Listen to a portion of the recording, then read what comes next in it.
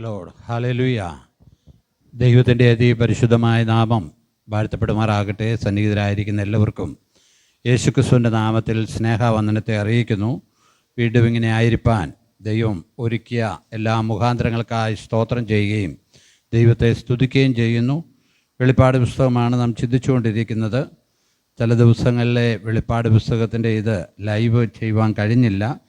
കാരണം അത് കൂടുതൽ സമയമായതുകൊണ്ട് അത് എഡിറ്റ് ചെയ്യാൻ കഴിഞ്ഞില്ല. ചില ആളുകളൊക്കെ വിളിച്ച് ചോദിപ്പാനായിട്ട് ഇടയായി തീർന്നു. ഇന്ന് രാത്രിയിൽ വെളിപ്പാട് പുസ്തകം 17-ാം അധ്യായം അതിൻ്റെ 15 വാക്യങ്ങളാണ് ഇന്ന് രാത്രി ചിന്തിപ്പാൻ ആഗ്രഹിക്കുന്നത്. 15 മുതൽ 18 വരെയുള്ള വാക്യങ്ങൾ. പിന്നെ അവൻ എന്നോട് പറഞ്ഞത്, നീ കണ്ടതും വേശിയിരിക്കുന്നതുമായ വെള്ളം വംശങ്ങളും പുരുഷാരങ്ങളും ജാതികളും ഭാഷകളും അത്രേ. നീ കണ്ട 10 കൊമ്പും മൃഗവും വേശ്യയെ ദ്വേഷിച്ച് ശൂന്യവും നഗ്നവുമാക്കി അവളുടെ മാംസം തിന്നുകളയും, അവളെ തീ കൊണ്ട് ദഹിപ്പിക്കുകയും ചെയ്യും. ദൈവത്തിൻ്റെ വചനം നിവൃത്തിയാകുവോളം തൻ്റെ ഹിതം ചെയ്യുവാനും ഒരഭിപ്രായം നടത്തുവാനും തങ്ങളുടെ രാജ്യത്വം മൃഗത്തിന് കൊടുപ്പാനും ദൈവം അവരുടെ ഹൃദയത്തിൽ തോന്നിച്ചു. നീ കണ്ട സ്ത്രീയോ ഭൂരാജാക്കന്മാരുടെ മേൽ രാജ്യത്വമുള്ള മഹാനഗരം തന്നെ. Price the Lord. നമ്മൾ വായിച്ച് കേട്ടപ്പോൾ തന്നെ നമുക്ക് ആ കാര്യങ്ങൾ പിടികിട്ടാനിടയായി തീർന്നു. ഇവിടെ പരിശുദ്ധാത്മാവ് വെളിപ്പാടിൽ കൂടി ഈ രേഖപ്പെടുത്തുമ്പോൾ അതൊരു ക്രിസ്തീയ സഭയാണ് വേശ്യ എന്ന് ചിത്രീകരിച്ചിരിക്കുന്നത്. നമ്മൾ മനസ്സിലാക്കണം, ഒരു ക്രിസ്തീയ സഭയാണ്. അതൊന്നും എടുത്ത് നമുക്ക് അങ്ങനെയൊക്കെ പറയാൻ പറ്റത്തില്ല. ഒരു ക്രിസ്തീയ സമൂഹത്തെയാണ് എടുത്ത് പറയുകയാണ് അവരെ എന്താണെന്ന്, വേശ്യയാണെന്ന്, എന്ന് വെച്ചാൽ മ്ലേച്ഛമാണെന്ന്. പറഞ്ഞതിൻ്റെ അർത്ഥം അവരുടെ ആരാധന പോലും ദൈവത്തിന് മ്ലേച്ഛമായിട്ടാണ് തോന്നുന്നത്. ആളുകൾ വലിയ കാര്യമൊക്കെ പറയും, പക്ഷേ അവരുടെ ആരാധന, ഞാൻ പറയുന്നതല്ല, വെളിപ്പാട് പുസ്തകത്തിൽ ദൈവം തമ്പുരാൻ രേഖപ്പെടുത്തിയിരിക്കുന്ന കാര്യമാണ്, അവരുടെ ആരാധന പോലും ദൈവത്തിന് ഇഷ്ടമല്ല. അങ്ങനെയെങ്കിൽ നമ്മുടെ ആരാധന ദൈവം പ്രസാദിക്കുന്ന സത്യത്തിലും ആത്മാവിലുമുള്ള ആരാധനയാണ് നാം ദൈവത്തെ ആരാധിക്കുന്നത്. ഒരു രൂപത്തെയും നാം വണങ്ങുന്നില്ല, ഒരു വ്യക്തിയെയും നാം വണങ്ങുന്നില്ല. നമ്മുടെ ആരാധനയിൽ പരിശുദ്ധാത്മാവിൻ്റെ സാന്നിധ്യമുണ്ട്. സത്യത്തിലും ആത്മാവിലും നാം ദൈവത്തെ ആരാധിക്കുകയാണ്. ആ ആരാധനയിൽ നാം വർദ്ധിച്ചു വരണം. ഒന്നിനെയും കാണാനല്ല, ഒന്നിനെയും ചുമന്നുകൊണ്ട് കിടക്കാനുമല്ല. ദൈവത്തിൻ്റെ വചനം നാം പഠിച്ചു കഴിഞ്ഞാൽ, യഥാർത്ഥമായി നാം പഠിച്ചു കഴിഞ്ഞാൽ, ഒരു രൂപത്തെയും നാം വണങ്ങത്തില്ല, ഒരു രൂപത്തെയും നാം നമസ്കരിക്കത്തില്ല, ഒരു രൂപത്തെയും നാം എഴുന്നള്ളിക്കത്തില്ല. ഇങ്ങനെ ചെയ്യുമ്പോൾ സ്വർഗത്തിലെ ദൈവം അത് വളരെ മ്ലേച്ഛമായി, അതിന് വലിയൊരു പദം കൊടുക്കാനില്ലാത്തതുകൊണ്ടാണ് വേശ്യ എന്ന് പറയാനിടയായത്. നമ്മൾ ശ്രദ്ധിക്കണം. അപ്പോൾ നമ്മൾ ദൈവത്തെ എന്തോരം സ്തുതിക്കണം. സത്യം മനസ്സിലാകുവാൻ ദൈവം നമ്മുടെ ഹൃദയത്തിൽ പ്രകാശിച്ചു വെച്ചു. സത്യം മനസ്സിലാക്കുവാൻ ദൈവം നമ്മളോട് മനസ്സലിഞ്ഞു. കർത്താവിനെ പിൻപറ്റുവാൻ ദൈവം നമ്മെ ഇടയാക്കി. അതുകൊണ്ട് നാം ദൈവത്തെ മഹത്വപ്പെടുത്തേണ്ടവരാണ്. ഇവിടെ നമ്മൾ വായിക്കുന്നത്, ഒന്നുകൂടെ വായിച്ചേ, 15-ാമത്തെ വാക്യം. പിന്നെ അവൻ എന്നോട് പറഞ്ഞത്, നീ കണ്ടതും വേശിയിരിക്കുന്നതുമായ വെള്ളം വംശങ്ങളും വംശങ്ങള്, അനേക വംശങ്ങളിലും ജാതിയിലും പെട്ട ഒരു ക്രിസ്തീയ സമൂഹമാണ് ഇത്. ഒരിടത്തല്ല. നീ കണ്ടത്, പുസ്തകത്തിൽ പ്രത്യേകം വ്യാഖ്യാനിക്കണ്ട, നീ കണ്ടത് വെള്ളം വംശങ്ങളും പുരുഷാരങ്ങളും ജാതികളും ഭാഷകളും അത്രേ. അനേക ഭാഷകളിലും വംശങ്ങളിലുള്ളവരാണ് ഇവർ. അവരുടെ ആരാധന എന്തല്ല, ദൈവികമായ ലൈനിൽ ദൈവത്തിന് പ്രസാദമുള്ള ആരാധനയല്ല.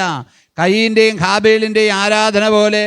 കയീൻ്റെ ആരാധനയിൽ ദൈവം പ്രസാദിച്ചില്ല, ഹാബേലിൻ്റെ യാഗത്തിൽ ദൈവം പ്രസാദിപ്പാൻ ഇടയായി എങ്കിൽ സ്തോത്രം, ഒരു കൂട്ടം ആളുകളുടെ ആരാധന ദൈവം പ്രസാദിക്കുന്നില്ല. ആരെത്ര നീതീകരിച്ചെന്ന് പറഞ്ഞാൽ ഇതിൻ്റെ ഉടയവൻ, കൺസേൺഡ് അതോറിറ്റി എന്ന് പറയുന്നത് ദൈവമല്ലേ. ദൈവത്തിന് അതിനകത്ത് പ്രസാദമില്ല. അതുകൊണ്ടാണ് ഈ വെളിപ്പാട് പുസ്തകം അങ്ങനെ എഴുതിയിരിക്കുന്നത്. സ്തോത്രം, വായിച്ചോ. നീ കണ്ട 10 കൊമ്പും മൃഗവും വേശ്യയെ ദ്വേഷിച്ച് ശൂന്യവും നഗ്നവുമാക്കി. Price the Lord. നീ കണ്ട 10 കൊമ്പ് അഥവാ എതിർ ക്രിസ്തു. ആദ്യം എന്ത് ചെയ്യുമെന്ന് ചോദിച്ചാൽ, എതിർ ക്രിസ്തു ആ നാമധേയ സംഘത്തിന് കീഴ്പ്പെട്ടിരിക്കും. നാമധേയ സംഘത്തിന് കീഴ്പ്പെട്ടിരുന്ന അവിടെ കള്ളപ്രവാചകനും ഇവരെല്ലാം കൂടെ കീഴ്പ്പെട്ടിരിക്കും. അവൻ ആധിപത്യം പ്രാപിച്ചു കഴിയുമ്പോൾ സ്തോത്രം അവൻ എന്തു ചെയ്യും? അവരെ ഇല്ലായ്മ ചെയ്യുവാനായിട്ട് ശ്രമിക്കും. Price the lord. ഹല്ലേലൂയ. നിങ്ങൾ വ്യാഖ്യാനിച്ചാൽ മതി ഞാൻ പറയുന്ന സഭ ഏതാണെന്നുള്ളത്. സ്തോത്രം. ഹല്ലേലൂയ. ആധിപത്യം, അവൻ ആധിപത്യം കിട്ടിക്കഴിയുമ്പോൾ സ്തോത്രം, അവൻ ഇവരെ ഇല്ലാതാക്കും. ഏറ്റവും കൂടുതൽ സ്വത്തുള്ള ക്രിസ്തീയ സഭയായത്. പെന്തക്കോസ്ത് സഭയല്ല കേട്ടോ, ഏറ്റവും കൂടുതൽ മുതലുള്ളതും സമ്പത്തുള്ളതുമായ ആ സഭ. അപ്പോൾ ആ സഭ തന്നെ വിചാരിച്ചാൽ ഈ ലോകത്തെ സാമ്പത്തിക കാര്യങ്ങളെല്ലാം നിയന്ത്രിക്കാൻ പറ്റും. എതിർ ക്രിസ്തു കടന്നു വരുമ്പോൾ അവരുടെ ആ നിയന്ത്രണത്തിലായിരിക്കും അവൻ. അതിനുശേഷം അവൻ എന്ത് ചെയ്യുമെന്ന് ചോദിച്ചാൽ ആധിപത്യം, സ്തോത്രം, അവരുടെ 16-ാമത്തെ വാക്യം, നീ കണ്ട 10 കൊമ്പും മൃഗവും വേശ്യയെ ദ്വേഷിച്ച് ശൂന്യവും നഗ്നവുമാക്കി അവളുടെ മാംസം തിന്നുകളയും, അവളെ തീ കൊണ്ട് ദഹിപ്പിക്കുകയും ചെയ്യും. Price the Lord. ആ സമൂഹത്തെ എന്ത് ചെയ്യും? ഇല്ലാതെയാക്കും. അവരുടെ സ്വത്തുകളെല്ലാം അവൻ കവർന്നെടുക്കും. അവരുടെ ആധിപത്യം കവർന്നെടുക്കും. അവരുടെ എല്ലാ സ്വാധീനവും അവർക്ക് നഷ്ടമാക്കും. അത് മാത്രമല്ല, അവർക്കും തോന്നും ഇവന് കീഴ്പ്പെട്ടിരിക്കണമെന്ന്. അടുത്ത വാക്യം വായിച്ചമ്മള്. ദൈവത്തിന്റെ വചനം നിവൃത്തിയാകുവോളം, ദൈവത്തിൻ്റെ വചനം, ഈ ഭൂമിയിൽ ദൈവത്തിൻ്റെ വചനമാണ് നിവൃത്തിയാകുന്നത്. ഏതൊരു കാര്യമാണെങ്കിലും നമ്മൾ ശ്രദ്ധിക്കണം, ദൈവത്തിൻ്റെ ഹിതമാണ് നമ്മളിൽ നിറവേറുന്നത്. ദൈവത്തിൻ്റെ ഹിതം മാത്രം. നമ്മൾ ചില കാര്യത്തിന് വേണ്ടി വാശി പിടിച്ച് പ്രാർത്ഥിക്കും, നമ്മൾ ചിലതിന് വേണ്ടി വാശി പിടിച്ച് പ്രാർത്ഥിക്കും, എങ്കിലും ദൈവത്തിൻ്റെ ഹിതമേ അതിനകത്ത് എന്ത് ചെയ്യത്തുള്ളൂ? നിറവേറത്തുള്ളൂ. ഹല്ലേലൂയ. ദൈവത്തിൻ്റെ ഹിതമേ നിറവേറത്തുള്ളൂ. ഹല്ലേലൂയ.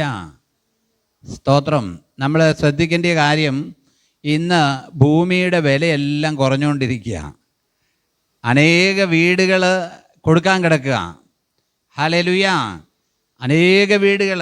ഞാൻ ഇന്നൊരു പരസ്യം കണ്ടു, തൊടുപുഴ വാഴക്കുളം റൂട്ടിൽ ലക്ഷറി ആയിട്ടുള്ള വലിയ കെട്ടിടം, 1.25 കോടി രൂപ, അതിൻ്റെ സ്ഥലവും കൂടെ കൂടി കൊടുക്കാമെന്ന്. അത് പണിതതിന് അതിൽ കൂടുതൽ രൂപ ചിലവുണ്ട്. നോക്കണേ, ലോകത്തിൻ്റെ ഗതി നോക്കണം. ഇത് എല്ലാ സ്വാധീനവും ദൈവത്തിൻ്റെ വചനം നിവൃത്തിയാകേണ്ടതിന് ഇതെല്ലാം എന്ത് ചെയ്യാൻ പോവുക? സ്തോത്രം, വന്നുകൊണ്ടിരിക്കുക.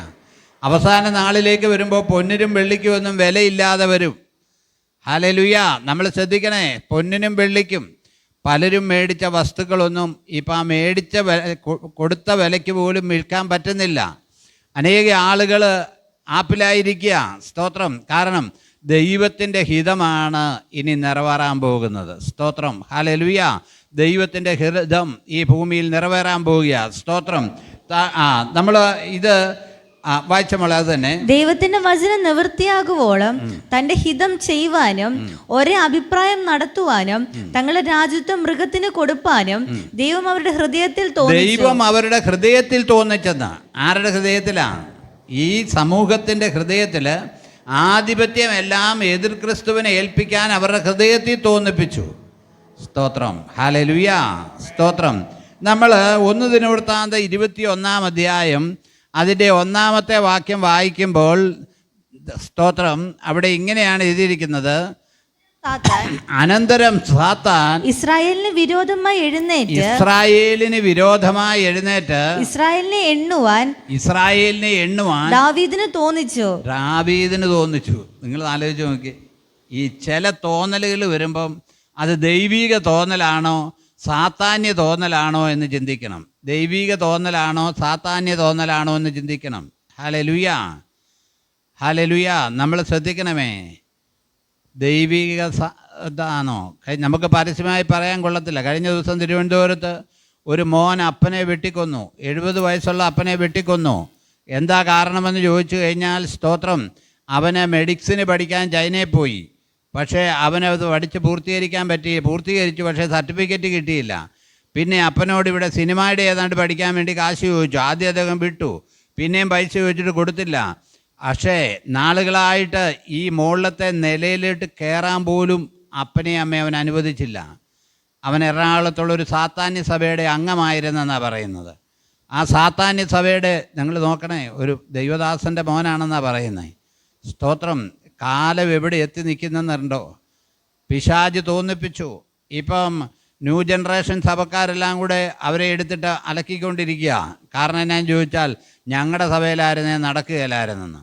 പിശാച് എപ്പോഴാണ് കയറുന്നത് നമുക്ക് പറയാൻ കഴിയത്തില്ല. സാത്താന്യ ആരാധനയിലേക്ക് അവൻ പോകുവാനിടയായി. അതിനുശേഷമാണ് അവൻ്റെ മുറിയെല്ലാം പരിശോധിച്ചപ്പോൾ സാത്താന്യ ആരാധനയുടെ സാധനം, അവൻ്റെ മദ്യപാനവും പുകവലിക്കുന്നതിൻ്റെ എല്ലാം സാധനങ്ങൾ. അവൻ്റെ അമ്മ പറഞ്ഞ എൻ്റെ അറിവ് ശരിയാണ്, ഞാൻ കേട്ടത് ഇങ്ങനെയാണ്, അവനെ പുറത്ത് വിടരുത്, അവൻ എന്നെയും കൊല്ലുമെന്ന്. പെറ്റതള്ള പറയുക. ഇതെല്ലാം ലൈവ് പോകുന്ന, പക്ഷേ പറഞ്ഞിട്ട് കാര്യമില്ല. പെന്തക്കോസിൻ്റെ ലേബലിൽ അവർ വരാനും ഇടയായി. അപ്പോൾ നമ്മളിനിയും സുവിശേഷം പറഞ്ഞുകൊണ്ട്, പണ്ടൊക്കെ നമ്മൾ പറയുമ്പോൾ ഇങ്ങനെ പറയത്തില്ലായിരുന്നു, ആത്മഹത്യ നമ്മുടെ ഇടയിലില്ല, കൊലപാതകമില്ല, ഇതെല്ലാം പറഞ്ഞുകൊണ്ടിരിക്കുക. എന്താണെന്ന് ചോദിച്ചാൽ സാത്താൻ അറിയാവുന്നൊരു കാര്യമുണ്ട്, ഇനി സമയം അധികമില്ല, കഴിയുമെങ്കിൽ വൃതന്മാരെയും തെറ്റിക്കണമെന്ന് വിചാരിച്ചുകൊണ്ട് അവൻ എന്ത് ചെയ്യുകയാണ്? ഊടാടി സഞ്ചരിക്കുക. പ്രിയമുള്ളവരെ ശ്രദ്ധിക്കണമേ, കഴിയുമെങ്കിൽ വൃതന്മാരെയും തെറ്റിക്കാൻ വേണ്ടി അവൻ ഊടാടി നടക്കുക. അപ്പോൾ ഏതെങ്കിലും ഒരു തോന്നൽ വന്നാൽ നമ്മൾ ശ്രദ്ധിക്കണം. ഹല്ലേലൂയ. അത് ദൈവത്തിൽ നിന്നുണ്ടാകുന്നതാണോ പിശാചിൽ നിന്നുണ്ടാകുന്നതാണോ? ഇസ്രായേലിനെ നശിപ്പിക്കുവാനുള്ള ചിന്ത പിശാച് കൊണ്ടുവന്ന് ദാവീദിൻ്റെ ഉള്ളിൽ കൊടുത്തു എണ്ണുവാൻ. സ്തോത്രം. യോവാബിന് ഇഷ്ടമില്ലായിരുന്നു. യോവാബ് പറഞ്ഞൊരു കാര്യമുണ്ട്, യജമാനനെ സ്തോത്രം ജനം വർദ്ധിച്ച് പെരുകട്ടെ. സ്തോത്രം. പക്ഷേ ദാവീദ് പിശാചങ്ങ് തോന്നിച്ചുകൊണ്ട് അവൻ എന്ത് ചെയ്യാൻ പറ്റിയില്ല. സ്തോത്രം. യോവാബിന് അനുസരിക്കേണ്ടത് വന്നു. ഹല്ലേലൂയ. നമ്മൾ ശ്രദ്ധിക്കണം. അപ്പം ചില തോന്നലുകൾ, ഇപ്പം ഇവരുടെ ഈ സഭയുടെ തോന്നൽ എന്നാന്ന് ചോദിച്ചാൽ, അവനെ കാര്യങ്ങൾ ഏൽപ്പിക്കണമെന്ന് ആർക്ക് തോന്നി? സഭയിലുള്ളവർക്ക് തോന്നി. കാരണം ഞങ്ങളുടെ കാര്യങ്ങളൊക്കെ നടത്തി തരാൻ മിടുക്കനായൊരു നേതാവ് കാര്യങ്ങൾ ദൈവം അവരുടെ ഹൃദയത്തിൽ അങ്ങ് തോന്നിപ്പിച്ചു. ഇവിടെ ദൈവമാണ് തോന്നിപ്പിച്ചത്, അവിടെ പിശാച ദാവീദിൻ്റെ ഹൃദയത്തിൽ തോന്നിപ്പിച്ചത്. നമ്മുടെ ഹൃദയങ്ങളിലും ചിലപ്പോൾ പൈശാചിക തോന്നലുകളുണ്ടാകും. ഹല്ലേലൂയ. പൈശാചിക തോന്നലുകൾ വരും, ദൈവികമായ തോന്നലുകൾ വരും. സ്തോത്രം. ഹല്ലേലൂയ. ചിലയിടങ്ങളിൽ പറയുന്നതിലൊന്നും തോന്നരുത്. ചിലർ പറയും എന്നോട് ദൈവം സംസാരിച്ചു എന്ന് ഫോഷ്ക്ക് പറയുന്ന ആളുകളുണ്ട്. ദൈവം സംസാരിച്ചു എന്ന് ഫോഷ്ക്ക് പറയുന്നവർ, എങ്ങനെയാ ദൈവം സംസാരിച്ച്? സ്തോത്രം. ഹല്ലേലൂയ.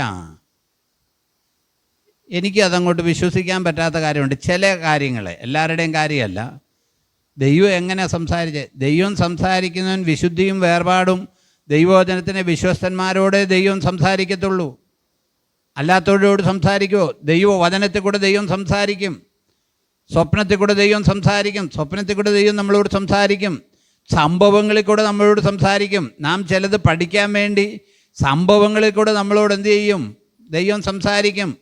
ലോക സംഭവങ്ങളിൽ കൂടെ ദൈവം നമ്മളോട് സംസാരിക്കും. ഹല്ലേലൂയ.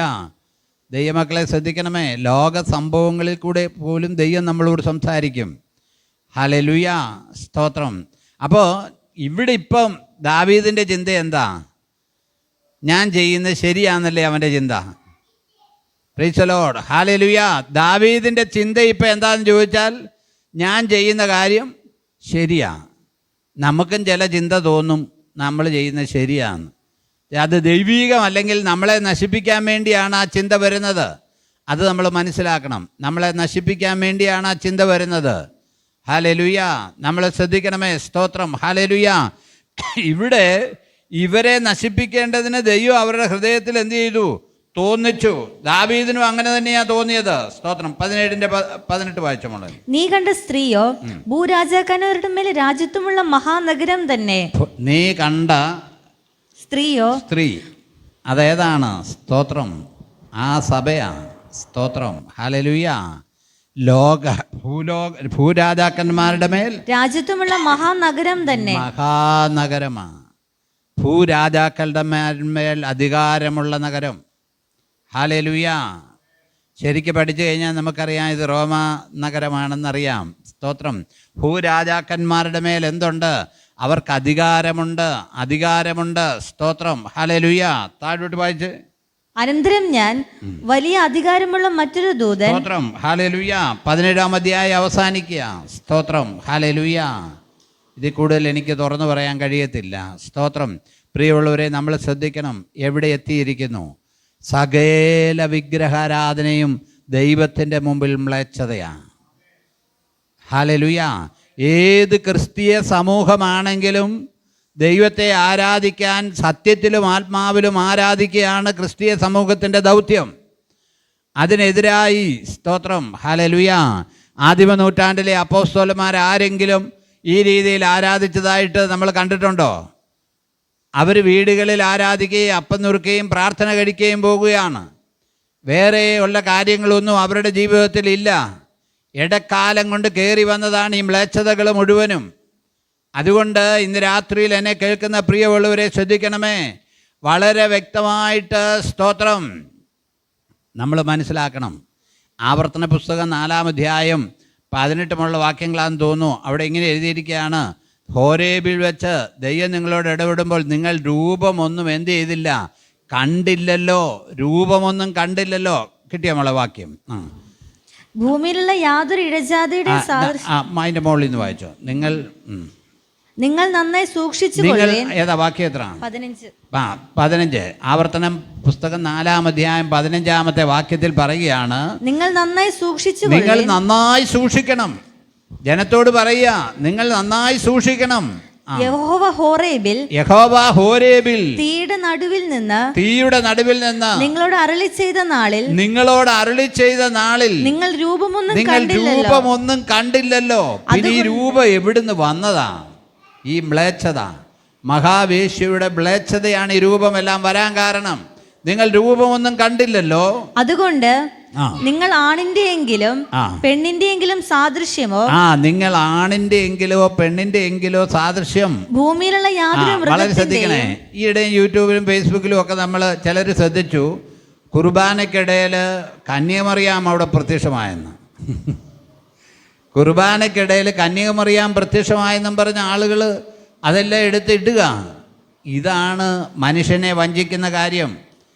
കന്യാമറിയാമിന് എന്ത് റോളാണുള്ളത് പുതിയ സഭയോട്? യേശു കർത്താവ് അവളിൽ ഉരുവായെന്നുള്ളത് സത്യമാണ്, ദൈവത്തിൻ്റെ കൃപ ലഭിച്ചെന്നുള്ളത് സത്യമാണ്. എന്നാൽ പുതിയ സഭയോടുള്ള ബന്ധത്തിൽ സ്തോത്രം ഒരു ഓർഡർ കൊടുക്കാനോ ഒന്നും പുള്ളിക്കാരത്തേക്ക് കഴിയത്തില്ല. അപ്പോസ്തലന്മാർ സുനകദോസ് കൂടുന്ന സമയത്ത് വിശുദ്ധ മറിയ ജീവിച്ചിരിക്കുക. മറിയ ഇപ്പം എവിടെ ഉണ്ട്? യോഹന്നാനോടുകൂടെ ഉണ്ട്. ക്രൂശേ കിടക്കുമ്പോൾ മറിയെ ആരെ ഏൽപ്പിച്ചത്? കർത്താവ് യോഹന്നാനെ ഏൽപ്പിച്ചത്. അപ്പോൾ ഇവരുടെ ഈ സുന്നകദോസിന് എന്നാൽ അതല്ലേ ചെയ്യേണ്ടത്? നമുക്ക് മറിയയോട് പോയി ചോദിക്കാം. കാരണം അപ്പോസ്തലൻ പത്രോസിനേക്കാളി വലുതല്ലേ, അല്ലേ യോഹന്നാനേക്കാളി വലുതല്ലേ? യേശുവിൻ്റെ അമ്മയായി ജഡബാധരെടുത്തതായി നമ്മൾ സമ്മതിച്ചു.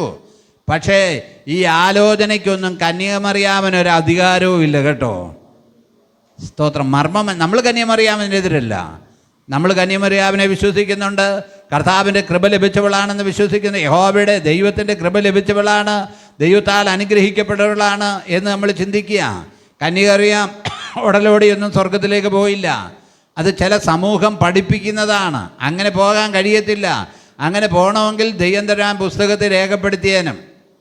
ഹല്ലേലൂയ. മോശ പോലും മരിച്ചാ പോയത്.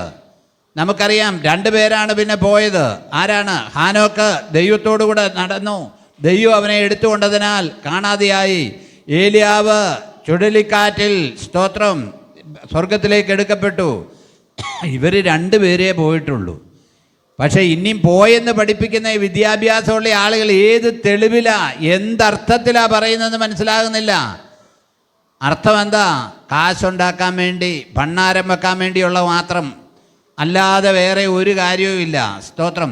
വിശുദ്ധ പുസ്തകത്തിൽ വചനത്തിൽ അങ്ങനെ ഒരു കാര്യമുണ്ടെങ്കിൽ നമ്മളെ ദൈവം അറിയിച്ചേനും. ഹല്ലേലൂയ. ദൈവം നമ്മളെ അറിയിച്ചേനും. അങ്ങനെ ഇല്ല. അതുകൊണ്ടാണ് ഞാൻ പറഞ്ഞത്, ആദ്യത്തെ സുന്നകദോസിൽ ഈ ജാതികളെ പരിച്ഛേദന ചെയ്യിക്കുന്ന കാര്യത്തെക്കുറിച്ചൊക്കെയുള്ള ആലോചന തർക്കം വന്നപ്പോൾ പുള്ളിക്കാരിയെ വിളിക്കായിരുന്നു, പുള്ളിക്കാരിയെ വിളിച്ചില്ല. സ്തോത്രം. നമ്മൾ മറിയെ സ്നേഹിക്കുന്നവരാ കേട്ടോ. നമുക്ക് മറിയോട് ഒരു വിരോധവും ഇല്ല, നമുക്ക് ബഹുമാനമുണ്ട്. പക്ഷെ നമ്മൾ മറിയയിൽ കൂടി എന്ത് ചെയ്യല? പ്രാർത്ഥിക്കത്തില്ല. കാരണം എന്താണെന്ന് ചോദിച്ചാൽ വിശുദ്ധ വചനം നമുക്ക് കൃത്യമായി പറഞ്ഞു തന്നൊരു കാര്യമുണ്ട്. മറിയയിൽ ഉരുവായ സർവശക്തനായ കർത്താവിൻ്റെ ഉരുവായ ആ യേശുക്രിസ്തുവിൻ്റെ നാമത്തിൽ വേണം നാം പ്രാർത്ഥിക്കാനെന്നുള്ള കാര്യം ദൈവം നമുക്ക് വെളിപ്പെടുത്തി തന്നതുകൊണ്ട് നമ്മൾ പ്രാർത്ഥിക്കുമ്പോൾ യേശുവിൻ്റെ നാമത്തിലേ പ്രാർത്ഥിക്കത്തുള്ളൂ, യേശുവിൻ്റെ നാമത്തിലേ പ്രാർത്ഥിക്കാൻ പറ്റത്തുള്ളൂ. നമ്മൾ സ്പഷ്ടമായിട്ട് യേശുവിൻ്റെ നാമമെന്ന് പറയണം കേട്ടോ. അതിനും ചിലർക്ക് മടിയാണ്. ചിലർ അതിനകത്തും സോപ്പിടുന്നവരെ ഞാൻ കണ്ടിട്ടുണ്ട്. പ്രാർത്ഥന അവസാനിപ്പിക്കുമ്പോൾ ഞാൻ എൻ്റെ ചെവി കേട്ടിട്ടുണ്ട്, പൊന്നപ്പച്ചൻ്റെ പൊന്നുനാമത്തിൽ അപേക്ഷിക്കുന്നു.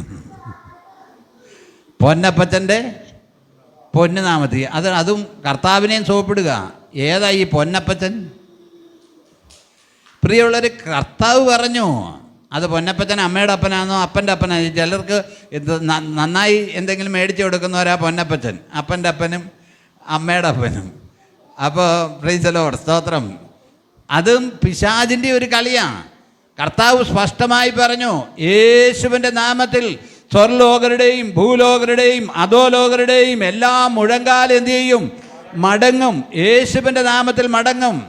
ആ യേശുവിൻ്റെ നാമത്തിൽ വേണം നമ്മൾ പ്രാർത്ഥിക്കാൻ. നമ്മുടെ പ്രാർത്ഥനയും ശ്രദ്ധിച്ചോണം കേട്ടോ. ചിലപ്പോൾ അറിയാതെ നമുക്ക് എന്തെങ്കിലും സംഭവിക്കാം. പക്ഷേ നമ്മൾ പ്രാർത്ഥിക്കുമ്പോൾ നമ്മൾ എന്തായിരിക്കണം? സുബോധമുള്ളവരായിരിക്കണം. ചിലപ്പോൾ നമ്മൾ ഉറക്കത്തിൽ പ്രാർത്ഥിക്കും, നമ്മളിങ്ങനെ ഉറങ്ങി പ്രാർത്ഥിക്കും. അതും കുഴപ്പമില്ല, കർത്താവിന് നമ്മുടെ ബലഹീനത അറിയാമല്ലോ. നമ്മളെല്ലാവരും അതിനകത്ത് കണക്കാണ്. അർദ്ധരാത്രിക്ക് പ്രാർത്ഥിക്കാൻ എഴുന്നേൽക്കുന്നവർ അവസാനം പ്രാർത്ഥിച്ച് എന്ത് ചെയ്യും? ഇങ്ങനെ അങ്ങ് തൂങ്ങിപ്പോകും. നമ്മളെല്ലാവരും അങ്ങനെ, നമ്മളാരും അതിനകത്ത് പൂർണ്ണരല്ല. അത് കർത്താവിനറിയാം. പക്ഷേ നമ്മൾ സുബോധത്തോടെ പ്രാർത്ഥിക്കുമ്പോൾ ഏത് വിഷയം പ്രാർത്ഥിച്ചാലും, സ്തോത്രം, നമ്മുടെ സ്വർഗസ്ഥനായ പിതാവിനോടാണ് നമ്മൾ പ്രാർത്ഥിക്കുന്നത്. അതാരിൽ കൂടിയാണ്? യേശുക്രിസ്തുവിൻ്റെ നാമത്തിലാണ് പ്രാർത്ഥിക്കുന്നത്. പ്രാർത്ഥിപ്പാൻ നമുക്ക് പ്രേരിപ്പിക്കുന്നത് അതാ. പരിശുദ്ധാത്മാവ് നമ്മളെ പ്രാർത്ഥിക്കാൻ എന്ത് ചെയ്യും? പ്രേരിപ്പിക്കും. പരിശുദ്ധാത്മാവിൻ്റെ പ്രേരണയുണ്ടെങ്കിലേ പ്രാർത്ഥിക്കാൻ പറ്റത്തുള്ളൂ. പരിശുദ്ധാത്മാവ് പ്രാർത്ഥിക്കാൻ പ്രേരണ. ചിലർക്ക് രാത്രി ഉറക്കം പോകുന്നതിൻ്റെ കാര്യം എന്നാ? പ്രാർത്ഥിക്കാൻ ദൈവം നമ്മെ ഉണർത്തുന്നതാണ്. ഹല്ലേലൂയ. പ്രാർത്ഥിക്കാൻ നമ്മളെ ഉണർത്തുമ്പോൾ ഉറക്കഗുളി കഴിച്ചേച്ച് കിടന്നുറങ്ങരുത്. Praise the lord. ഹല്ലേലൂയ. ഞാൻ ഉറക്കം വരാത്ത സമയങ്ങളിൽ ഇങ്ങനെ സ്തോത്രം ചെയ്ത് എല്ലാവരെയും ഓർത്ത് സ്തോത്രം ചെയ്ത് പിന്നെ സ്തോത്രം എപ്പോഴാണ് തീർന്നെന്ന് അറിയാൻ വയ്യാത്ത പോലെ ആയിക്കാണും. കാരണം പിന്നെ നേരം വെളുത്തിട്ട് അറിയത്തുള്ളൂ. സ്തോത്രം. നമ്മൾ തന്നെ അങ്ങ് ഉറങ്ങിപ്പോവും. സ്തോത്രം. ഹല്ലേലൂയ. നമ്മൾ വലിയ പ്രാർത്ഥനക്കാരാന്ന് പറയുന്നതല്ല കേട്ടോ.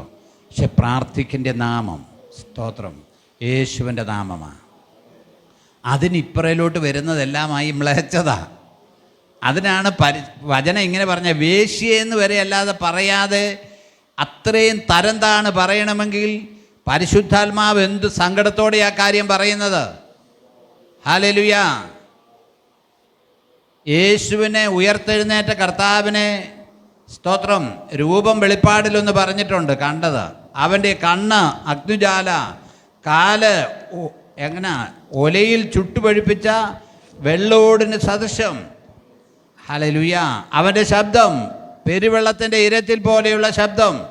ഇതൊക്കെ, സ്തോത്രം, ഏതെങ്കിലും ആളുകൾ വരച്ചിട്ടുണ്ടോ ആ പടം? ഹല്ലേലൂയ. ഇന്ന് യേശുവിൻ്റെ പടമാണെന്ന് പറയുന്നത് മൈക്കലാഞ്ചലോ വരച്ചൊരു പടമാണ്. ചിലർ അതിന് ന്യായീകരണം പറയുന്ന ആ റൂമാലിൽ പൊതിഞ്ഞു വെച്ച റൂമാലയിൽ യേശുവിൻ്റെ ഇത് പതിഞ്ഞായിരുന്നെന്ന്. സ്തോത്രം. അങ്ങനെയൊന്നും പതിയത്തില്ല.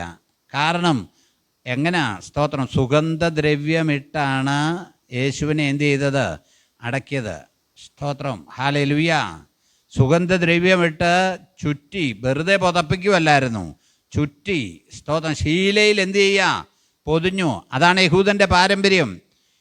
സംശയമുണ്ടോ? ലാസറിനെ കല്ലറയിൽ നിന്ന് പുറത്തു വന്നപ്പോൾ കെട്ടപ്പെട്ടവനായിട്ടാണ് വന്നത്. കർത്താവ് പറഞ്ഞു അവൻ്റെ കെട്ടഴിക്കാൻ പറഞ്ഞു. എന്ന് വെച്ചാൽ ഇങ്ങനെ ചുറ്റി കെട്ടിയേക്കുക. ഹല്ലേലൂയ. നമ്മുടെ ഇടയിൽ ഇപ്പം പെന്തക്കോസിലും വരുമ്പം ശവം അടക്കുമ്പോൾ ചിലർ പറയും, പാസ്റ്ററെ ആ കയ്യിലേയും കാലയിലേയും കെട്ടൊന്ന് അഴിക്കട്ടെന്ന്. കെട്ട് എന്നോത്തിനാണ് അഴിക്കുന്നത്?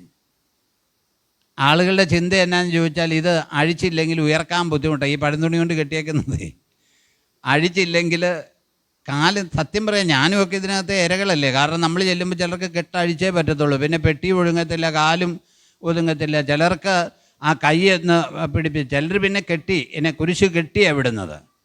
സ്തോത്രം. ഇതിൻ്റെ ഒന്നും കാര്യമില്ല, പെട്ടിയിലോട്ട് അങ്ങ് ഒതുക്കി വെച്ചാൽ മതി. കാരണം ഇത്രയേ ഉള്ളൂ, ദ്രവിച്ച് കഴിയുമ്പോൾ ഒന്നുമില്ല. സ്തോത്രം. കാല് കെട്ടണം, കൈ കെട്ടണം.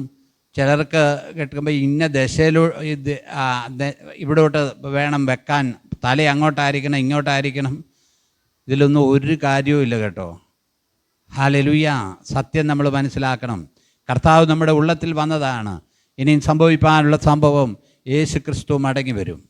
അതുകൊണ്ട് ഈ മ്ലേച്ഛത നിറഞ്ഞ ലോകത്ത്, ഈ അനാചാരങ്ങൾ നിറഞ്ഞ ലോകത്ത്, ഈ സ്തോത്രം ദൈവഹിതമല്ലാത്ത ലോകത്ത്, സ്തോത്രം നടക്കുന്ന ലോകത്ത് സത്യത്തിലും ആത്മാവിലും ദൈവത്തെ ആരാധിച്ച് ദൈവത്തെ മഹത്വപ്പെടുത്തി നാം മുമ്പോട്ട് പോയാൽ കർത്താവിൻ്റെ കാഹളം കേൾക്കുമ്പോൾ നമുക്ക് പോകും. ഇതാണ് സത്യം. വേറെ അതിനു വേണ്ടി ആരും പ്രാർത്ഥിച്ചിട്ടോ മരിച്ചവർക്ക് വേണ്ടി പ്രാർത്ഥിച്ചിട്ടോ ഒന്നും യാതൊരു കാര്യവും ഇല്ല. ആളുകൾ നമുക്കെതിരായിട്ട് പറയും, പറഞ്ഞോട്ട്. വേദപുസ്തകത്തിൽ അങ്ങനെ ഒരു പരിപാടിയില്ല. മരിച്ചവർക്ക് വേണ്ടി പ്രാർത്ഥിക്കാൻ വേദപുസ്തകത്തിൽ അങ്ങനെ ഒരു പ്ലാനില്ല, പദ്ധതിയില്ല. പ്രിയമുള്ളവരെ ശ്രദ്ധിക്കണമേ. സ്തോത്രം. അതുകൊണ്ട് ഇന്ന് രാത്രി നമുക്ക് കണ്ണുകളടയ്ക്കാം, നമുക്ക് പ്രാർത്ഥിക്കാം.